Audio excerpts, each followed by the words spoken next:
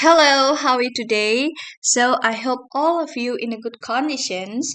And then in today's presentation, I'd like to present about article summary, and the title is Self-esteem and Classroom Standards, written by George W. Wallace, 2009. So first of all, let me introduce myself. My name is Madigita Nana Pramudia Chandrawardhani, and you can call me Gita. Alright, so in today's presentation, I'd like to cover 2 points, and the first is about the introduction. There is a background of the problem, and then the second is the result. There is the discussion about 4 types of standards. Okay, let's begin with the first topic that is about the introduction, and then there is a background of problem. So, um, the shift in the emphasis of the United States workforce from agricultural jobs to industrial jobs, then to jobs that utilize science, has become one of the indicators of social change in the United States. The development of the knowledge industry realized that education is very important as a major need in modern life. So Lord Bowden observed that, and then he said that everyone should feel able to contribute to the welfare of his country, and that person should have opportunities in life and should be made the best of it. So the fact described above show that students must feel and be aware of things about themselves, and if a student can think well of themselves, then they can think well of their friends and then their community as well as their country. Okay, so usually, students can think well about themselves when they are considered good by the people around them, especially important people whose opinions and attitudes towards students are more meaningful than the opinions and attitudes of others. So, a person's self evaluation can be caused by the interaction between self-awareness, perceived and suspected attitudes of others, as well as a judgment or opinions made by a person towards himself. And then self-evaluation should be based on a set of standards. For example, one cannot evaluate ca- one cannot evaluate the length of a rope without a measuring device. And then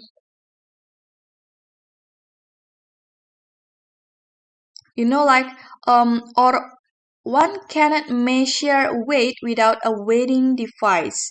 So similar to this example, self-evaluation and self-esteem also refer to standards. All right. So in the United States, as we know that the system is very complex from many cultural variants and also subsystem. Common standards are rare and difficult to identify. Each group in each subculture develops its own value or size according to the culture and also in different degrees. This causes a good attitude is not necessarily considered good and even becomes despicable in other situations. And many students do not know about this, so they are often punished for behaving in a way that is not what their teacher wants them to be.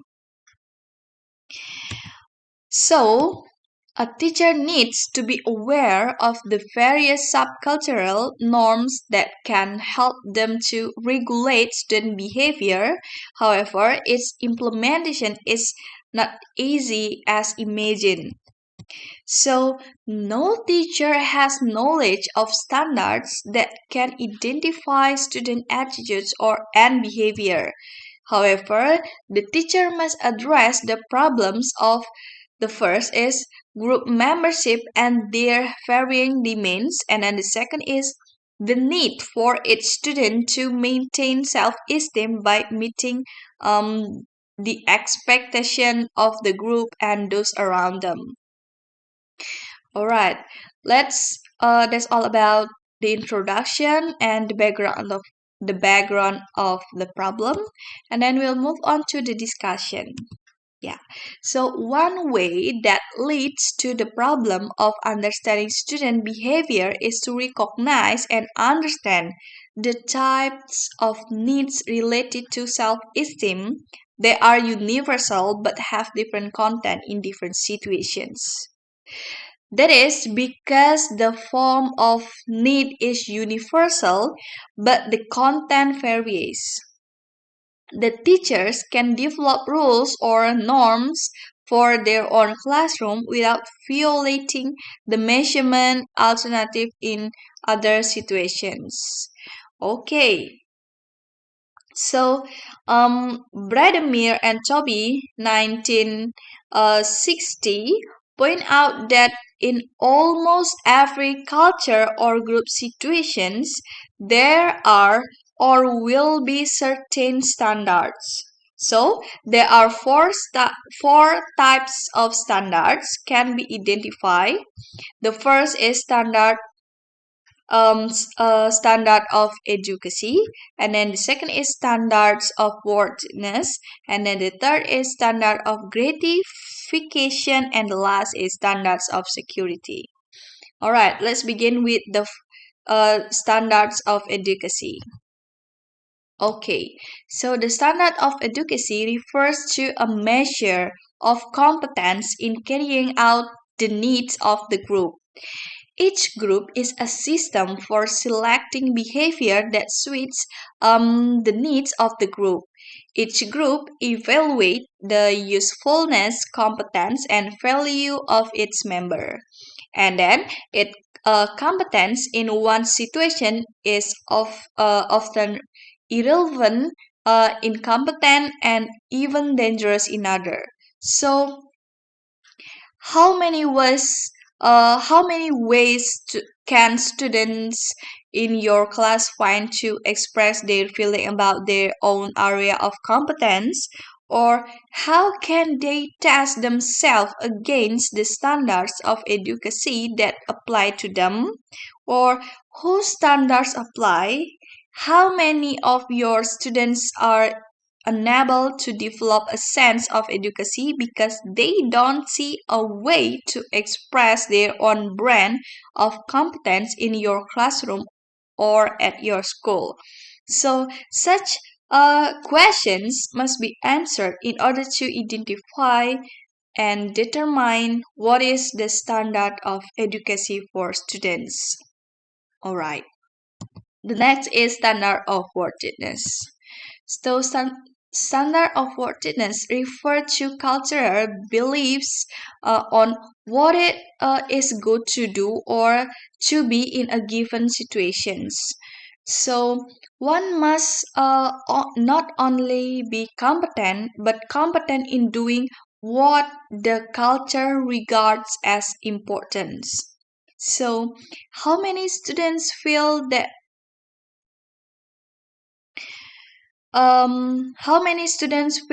their own abilities, whatever they may be, are negligible and poor or unworthy to be compared with the ability to memorize the names of states or chemical formulae? Or are there classroom fetishes to which they must but feel they cannot bow? Or how many students in your classroom or school find no reflection of their values and no way to express and justify their own feelings of worth? So, such question must be answered in order to identify and determine what is the standard of worthiness for students. Okay, next is standards of gratification. Standard of gratification are cultural norms defining fulfillment of goals. To be successful, to own a car, to date a campus beauty or the football hero, to go to Disneyland, to do these things, to do certain specific things, is to life. Not to do those things that are defined in certain ways by given cultures and subculture is to remain ungratified and to feel that one has not truly lived. So students, like other people, learn to want to fulfill themselves in the prescribed manner of their cultures. How many opportunities do they have in your classroom, in your school, to do things that are enjoyable and fulfilling in their own right, or because society has defined them as such and imposed them as personality needs? Or how many students are lost before or after dropping out because they find no gratification in your school life? So, such question must be answered in order to identify to determine what is the standard of gratification for students. Okay, and the last is standards of security. Standard of security refer to the need to establish these desirable emotional bonds with others.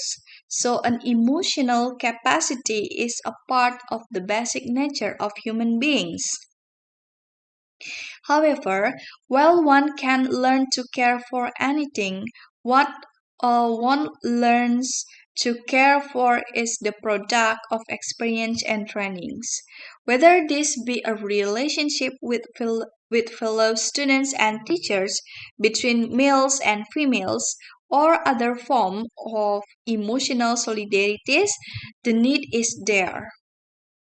So, students wish to be accepted by other people and to feel as if they belong to their various groups, and everyone learns his culture's conception of belonging and feels lonely and insecure if he doesn't experience it.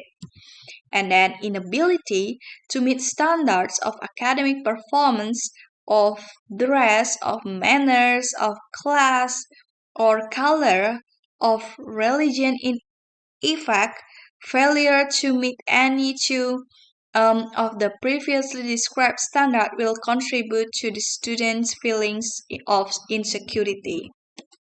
So, how many opportunities does your classroom, your school offer students to create desirable emotional bonds with others? So, that questions must be answered in order to identify and determine what is the standard of security for students. All right, so that's all I have to say about self-esteem and classroom standard. And now we are going to talk. Now I'm going to talk about the conclusions. Yeah. So students are also human beings. They have the same needs, the same urges, and are subject to the same principles of behavior as others. So school also aren't exempt from the operation of basic principle. In remembering this fact, we may substantially improve not only student performance but also the level of gratification in academic life. All right. So guys, that's all I have to say about self-esteem and classroom standards. So, uh, if you have any question and if you still confused, you can ask me by my email at gitananapramudyachandrawe@gmail.com or my WhatsApp number, or you can find me at a F class. So, for the last, I would like to say thank you for your attention. Thank you.